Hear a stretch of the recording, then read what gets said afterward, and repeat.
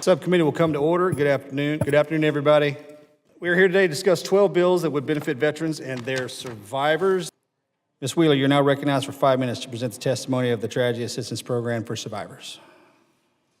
Chairman Luttrell and Ranking Member Pappas and distinguished committee members, the Tragedy Assistance Program for Survivors is grateful for the opportunity to testify today on behalf of over 120,000 surviving families TAPS is honored to serve.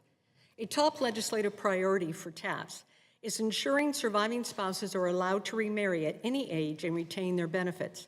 Current law penalizes them if they remarry before age 55. Given that many post-9/11 surviving spouses are widowed in their 20s or 30s, we are asking them to wait 20-plus years to remarry and retain benefits. Surviving spouses should not have to choose between remarrying and financial security, regardless of their marital status. They will always be the widow or widower of someone who served and sacrificed for our country. TAPS is proud to work with Representatives Phillips and Hudson on the Love Lives On Act to address this important issue, and we urge its swift passage. We also request that CBO reconsider its scoring of this bill based on VA's much lower cost projection and the fact that surviving spouses who remarry do not retain their TRICARE or CHAMP VA insurance, which is a major cost savings to the government. Another priority for TAPS and the survivor community is strengthening dependency and indemnity compensation. Stringent limitations on DIC payments to surviving families have financial and widespread impacts. As surviving spouse Katie Hubbard states, increasing DIC would allow me to be able to afford groceries and childcare, medical expenses, and home and car maintenance while just trying to survive. We strongly support the Caring for Survivors Act and thank Representative Hayes and Fitzpatrick for reintroducing this important bill. Raising DIC from 43% to 55% of the compensation rate paid to a 100% disabled veteran will provide parity with other federal survivor programs.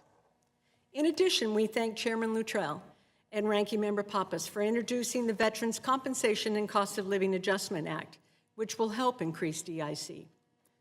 TAPS appreciates Congressman Siscomani and Chairman Bost for introducing the Prioritizing Veterans Survivors Act, which would return the Office of Survivor Assistance to its previous location within the Office of the VA Secretary. OSA was established by law in 2008 to serve as a principal advisor to the Secretary and as a resource for surviving families regarding benefits, care, and memorial services. In its current placement within pension and fiduciary services, survivors lack daily representation before the Secretary, depriving critical insights and perspectives. With more than 505,000 survivors eligible for DIC, OSA staffing should be significantly increased to better serve surviving families. OSA should be the official entry point into VA for survivors, with the authority, bandwidth, expertise, and access needed to address any challenges that survivors face regarding all VA benefits and services. TAPS also recommends creating a dedicated survivor helpline within the Veterans Call Center to provide access to trained agents with the cultural competency and compassion to address survivor issues enterprise-wide.